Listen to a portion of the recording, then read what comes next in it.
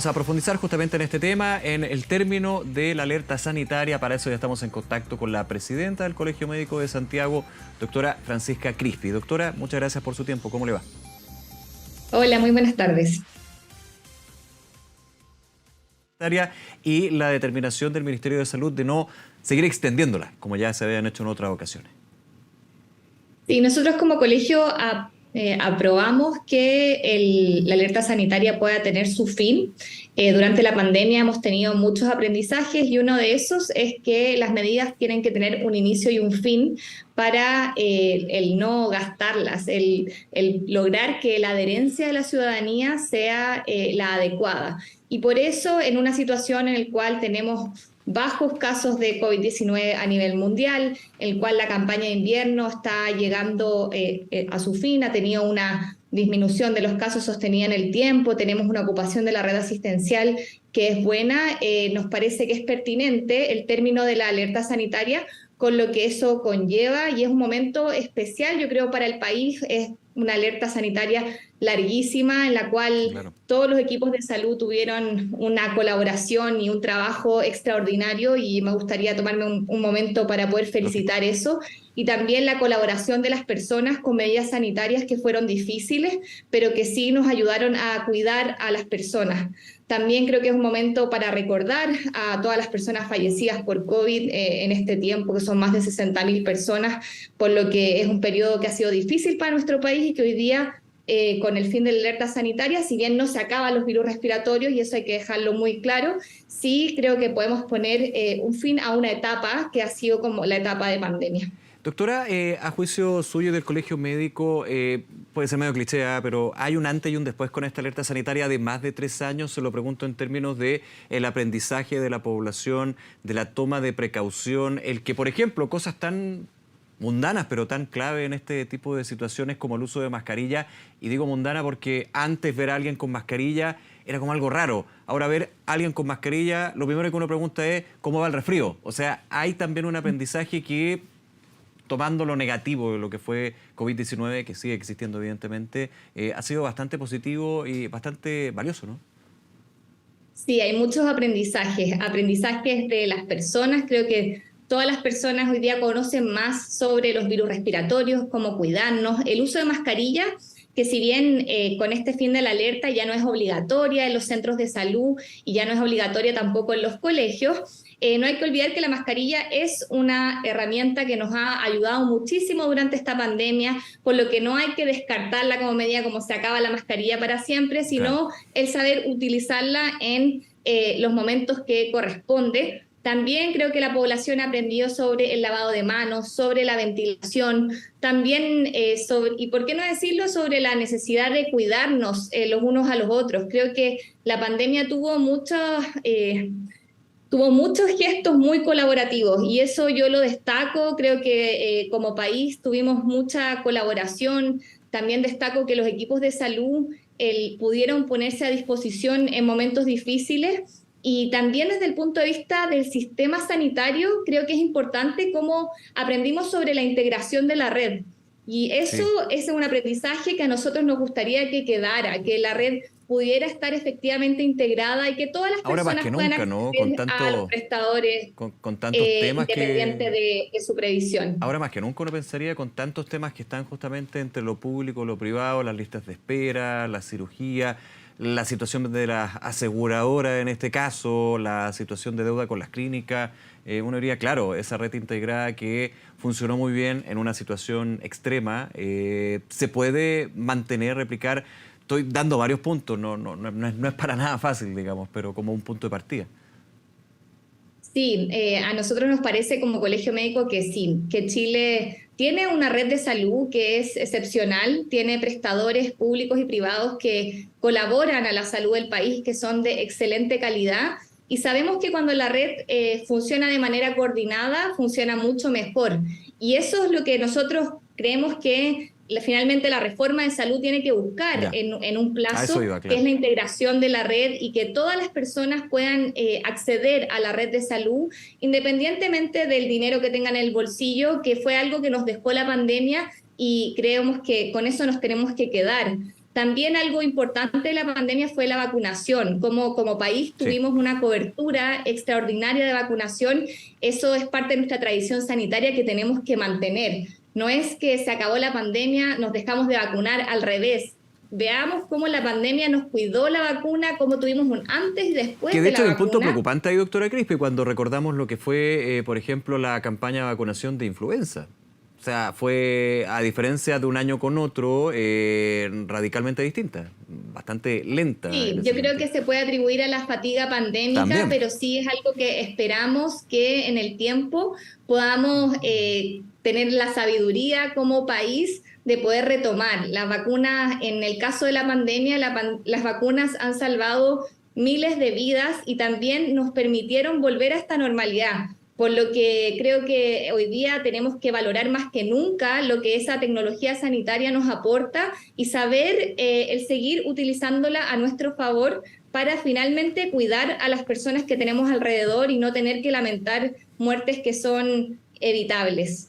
Eh, Doctora, solo un punto con respecto a la mascarilla. Ya no se va, ya no va a ser obligatorio el uso en centros de salud.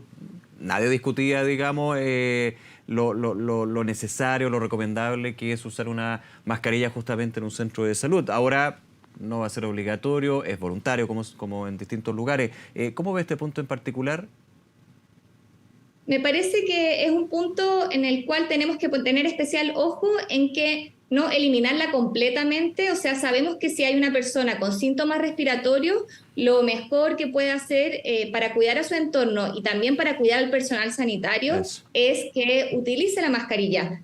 Probablemente los colegas que trabajan en urgencia también van a seguir usando la mascarilla porque ven muchas personas con virus respiratorios. Pero sí, yo creo que hay parte de la dinámica hospitalaria, de los consultorios, en el cual en el día a día, en los pasillos, es una práctica que no es, o sea, ahora va a ser voluntaria, las personas que quieran tener un cuidado adicional lo pueden usar, pero sí yo creo que es valioso debido a la fatiga que provocan estas medidas. Yo creo que el personal sanitario también tiene una fatiga con respecto al uso de la mascarilla todo el día, también el personal de administración, en el cual nosotros vemos que en este momento tenemos que saber utilizar la mascarilla en los espacios en los cuales hay alto riesgo de contagio y poder discriminar otros espacios en los que no, para evitar, y si es que el día de mañana tenemos, por ejemplo, un nuevo virus, obviamente es algo que vamos a tener que reconsiderar y ahí vamos a estar con toda la fuerza, toda la población colaborando con las medidas sanitarias,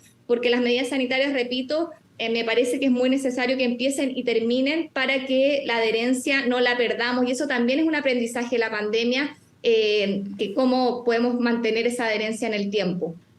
Es muy importante y positivo que termine la alerta sanitaria, no solamente desde el punto de vista de lo que te obliga la alerta sanitaria, sino de finalmente llegar al fin de la alerta sanitaria porque se ha logrado cumplir un objetivo. Ahora, hay aspectos que son complejos igual. Por ejemplo, lo que se mencionaba desde el Ministerio de Salud en términos de 6.800 funcionarios de la salud que están contratados justamente por esta alerta sanitaria. ¿Cuál es la situación de esos más de 6.000 funcionarios de salud a partir de mañana, doctora? Y las conversaciones que ha tenido, me imagino, el Colegio Médico con el MinSal al respecto. Sí, ese es un punto preocupante que tiene que ver con cómo queda nuestra red de salud después de esta pandemia. Y ahí me gustaría profundizar en dos puntos. Uno son los honorarios COVID, que son las personas que se unieron a nuestro sistema de salud, trabajadores de la salud que se unieron y que hoy día son tremendamente importantes. O sea, los honorarios COVID son personas que han logrado hacer crecer, por ejemplo, nuestra capacidad de camas críticas, que sabemos que previo a la pandemia era bajísima y hoy día tenemos una mayor capacidad que nos permite, por ejemplo, enfrentar mejor la campaña de invierno. Nosotros hemos tenido una insistencia en todas las reuniones que hemos participado con el Ministerio para que los honorarios COVID se puedan mantener en la medida que estén cumpliendo funciones necesarias para el sistema sanitario. Los honorarios COVID vinieron a suplir un déficit de recursos humanos del sistema de salud y no podemos retroceder en eso. ¿Cuál es el El universo de compromiso honorarios COVID, ha sido... perdón, doctora, para tener una idea? Disculpe. El Disculpe. universo, ¿cuántas personas están bajo la modalidad de honorarios COVID en ese En sentido? este minuto son 11.000 funcionarios. 11.000 Llegamos a funcionarios. tener más de 30.000, sí. Ya. Se llegó a 30.000, pero bajó obviamente por lo que fue la tendencia a la baja del virus, obviamente. Sí, y esos 11.000 hay un compromiso de la mantención de una parte de ellos, o sea, los contratos no terminan el día de mañana, sino que haya una baja paulatina y que se puedan renovar, y lo que nosotros queremos finalmente es que se puedan contratar las personas que están cumpliendo funciones que son fundamentales. O sea, la hospitalización domiciliaria en Chile creció muchísimo y es una herramienta buenísima del sistema de salud, pero para eso necesitamos que ese personal se pueda incorporar. También el aumento de las camas críticas, y para eso como colegio hemos sido muy insistentes en que ese personal se tiene que incorporar al sistema de salud. La red pública tiene que crecer porque tiene desafíos que son enormes, y también está el desafío de las listas de espera, que hoy día, post pandemia, no nos hemos logrado recuperar aún. Sabemos que aumentaron los tiempos de espera en el último informe. Sabemos también, y es algo que hemos insistido constantemente, los fondos extraordinarios de lista de espera no se renovaron en el segundo trimestre, lo que es muy lamentable. Y es si un es buen que punto. no se renuevan Fondos que de hecho esta buscaban iniciativa, que las cirugías, fueran también el fin de semana. sí, los fondos extraordinarios yo creo que fue una política pública muy exitosa en la cual logramos que la red de salud trabajara en el extrahorario y los días sábados. Eso. Y eso es lo que hay, o sea, ya tenemos que avanzar. La red pública tiene mucho horario ocioso en el cual no ocupamos toda la capacidad. Y esto iba en ese sentido, o sea, cómo usamos la infraestructura que tenemos. Hay estudios muy claros en el cual, si es que nosotros usáramos la capacidad hospitalaria que tenemos hoy día en horario completo de 8 a 8 y fines de semana, nosotros terminamos con la lista de espera.